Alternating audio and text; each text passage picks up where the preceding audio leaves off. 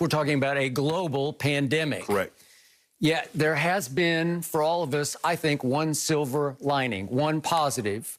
We have been forced to stay at home, and we have gotten to spend more time with our families. Yes. So today, I am so thankful for my wife, Ernestine, and for our quote-unquote daughter, Hazel, our little 4-year-old Maltese. And I'm so thankful for you and for Jenny and our Fox family here at FS1. Azzy, our producer, all the good people we get to work with here. Bless you all. And I hate to admit this publicly because I hate to do this, but I actually love you. Oh, look at that. Yeah. And thank you, all of you guys that tuned in today. Love we thank you for that. Wow, we're talking about love this early in the morning. I'm thankful too. You guys making me emotional here. Yeah. Don't try to soften me up on Thanksgiving. Boy, I like it. This is a great start to the day. I'm also thankful. I want to say to my parents, they're in Minnesota. My dad just had knee surgery. I know he's watching. He's a big fan of the show, guys, and I'm thankful for both of you. But with all that out of the way, we do have a lot to talk about because Thanksgiving means football, and we've got a great main course for you coming up later today with Ezekiel Elliott and the Cowboys hosting Washington at 4 p.m. Eastern on Fox. Dallas is looking to avenge a 25-3 loss earlier this season, while Alex Smith hopes to continue his amazing comeback season with his first back-to-back win since 2018. So, Shannon, who wins? I went back and forth with this one, Skip, and I know both teams won last week, but I thought Dallas looked more impressive in their win than the Washington football team looked in their win. But when you're dealing with teams like this, these are division rivals, and they go back, this rivalry goes back, what? It's, okay, 1960. So it goes back, it goes back 60 years. I wanted to say it went back to the 1800s because it feels like it did. It does. Yeah, I was thinking, I was like, hold on, the Cowboys didn't exist in 33 when Washington, when obviously the football team that had another name existed. But Skip, so I'm throwing out records, and what this means is that the winner of this ball game will be in first place in this horrible, horrible division. And no matter what you think, how horrible it is, somebody from this division is going to get a home playoff game. I took Washington, Skip, because I'm looking at them over the last month. They're 2-2. They're first in pass defense. They're second in sacks, third in scoring D, third on third down, 10th against the run. And what they did the last game to Andy Dalton, they got after him. They sacked him 6 times, allowed 3 yards per carry. And the Cowboys are going to run the football because the difference between this week and last week, Minnesota could not pressure Andy Dalton, and he got real comfortable. So not only was he comfortable, they couldn't stop the run. The one thing I know about Jack Del Rio, the defensive coordinator of Washington, is that he'll shut up the run, and they'll put all their money. Basically, when you look at their high draft picks, it's in the defensive line. Allen, Payne, Chase Young, Kerrigan, Sweat, all those guys were first-round draft picks. 1, Chase Young, number 2. The lowest draft pick was Sweat on the first line, and he went in the 26th pick in the draft. Yep. So I like Washington to choke off the run, put pressure on Andy Dalton. I'm going to make Andy Dalton beat me. Zeke Elliott and Tony Pollard, you're not going to play a role in this ball game. And as good as the Cowboys' defense have been, they've given up 24 passing touchdowns with 3 interceptions. So in other words, they've turned every quarterback that they faced into Patrick Mahomes. That's what they've done. That's what the defense have done. That's what the numbers indicate. So I'm going to take the Washington in a very close ball game. I'm going to say they win 2016. 2016, says the Hall of Famer Shannon Sharp.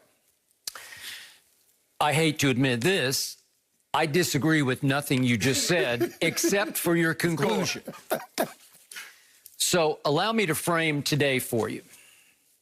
In all my years, my 40-odd years of covering professional football, I have never, ever experienced anything like what is about to happen on, you can argue, the biggest stage this side the Super Bowl in this sport. Right.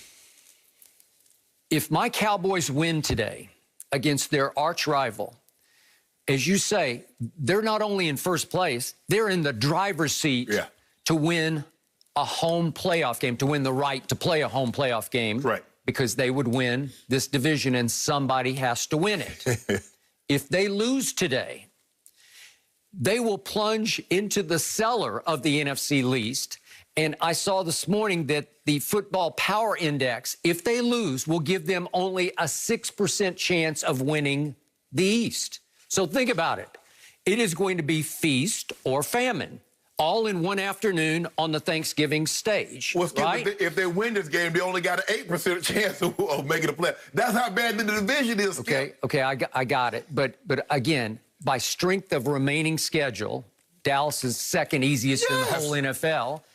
If they can beat Washington today, the team that beat them the worst of anybody they've played, the team that humiliated them, that ran them off the field at Washington exactly a month ago, right. October 25th, then they catapult from the doldrums, from me over here just in anguish, into a position of strength in the least, right? Yes. So today, for me, will expose or reveal who you are as a football team. Are you men or are you mice? Because this is a men or mice game. This is how strong is your backbone? How much do you care about winning the worst division by far, probably in the history of pro football? Right.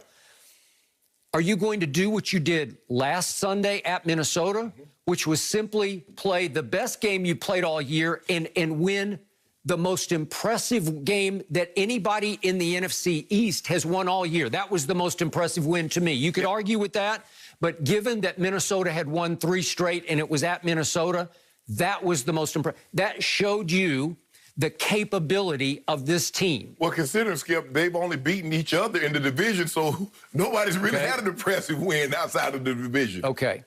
So for me,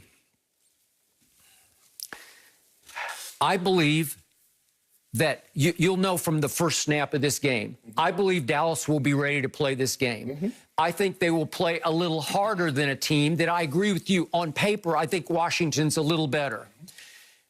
I think you've seen the Cowboys coming for 3 weeks. They were actually in position to beat Philly at Philly, but they had Ben DiNucci, a rookie at quarterback, and God bless him, I'm going to knock on wood for him. That might have been the first and last game he ever starts in this league. Maybe ever plays. Well, that's what I'm saying, okay? Then 2 weeks back against the undefeated Steelers in Jerry World, I saw, wait a second, that guy? Garrett Gilbert. Garrett Gilbert? I saw him be in position to close the deal against the Steelers. And I thought he played well enough to close the deal, but they couldn't overcome the second team on the field, the referees. There you go. Okay, but did they not play well enough to win the game? They did, and I think that gave them confidence playing with a third or fourth string quarterback. Said, hold on, that team is undefeated, and we took them down to the wire. So I think that gave them confidence even though they lost. Okay, so now Andy Dalton is back at quarterback. He is not Dak Prescott, but he's not bad. Again, for those who have missed this point, he has made 3 Pro Bowls, you can say in his distant past, but he has. Yes. He has played in 4 playoff games in his life. He has not won one of them, but you can't tell me this stage today is too big for Andy Dalton because he knows how this feels, right? And for those who missed the point, in his first 5 years in the league, he averaged winning 10 games a year. So he knows what it feels like to go to Minnesota and win a pretty big game, right? Now it's about arch rivalry. Now it's about revenge. You got annihilated at Washington because you did not show up. That was the height of a locker room mutiny against the new defensive coordinator, Mike Nolan. Maybe even a mutiny against the other Mike, who's the head coach, Mike McCarthy. After that game, it was so bad that Jerry Jones cut every free agent that he had signed in the offseason. There were 8 of them, and he cut every one. He got rid of them, or he dismissed them. All of them are gone at this point. They're all gone because he sided with the new coordinator. He wanted either younger or cornerstone players who were buying into what Mike Nolan was trying to sell to stay. And right on schedule, they started to buy in. So the defense has solidified around the return of Leighton Vander Esch from a broken collarbone in game 1 at Rams. Once he's come back, he can stuff the run. Yes. He will plug the hole. He will go helmet to helmet with anybody who comes into the hole. So all of a sudden around him, it started to gel. And all of a sudden, something started happening at Minnesota. There was one key player, one crucial player who did not play at Washington 1 month ago. He missed 1 game all year, and it was that game. And as you point out, Andy Dalton got sacked 6 times.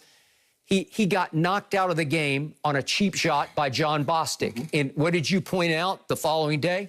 Not one of the offensive linemen ran to his aid, right? Nobody wanted to defend him. They went to see if he was still alive, right? But nobody wanted to fight over that because that team had quit in that game. That was in the 3rd quarter, okay? Who was the one player who wasn't even out on the field who could have rushed to his defense? His name is Zach Martin. At Minnesota, he moved from right guard to right tackle. You hate Pro Football Focus, but I'm going to use it right now. For any player in the offensive line who's played a minimum of 600 snaps this year, guess who Pro Football Focus ranks as the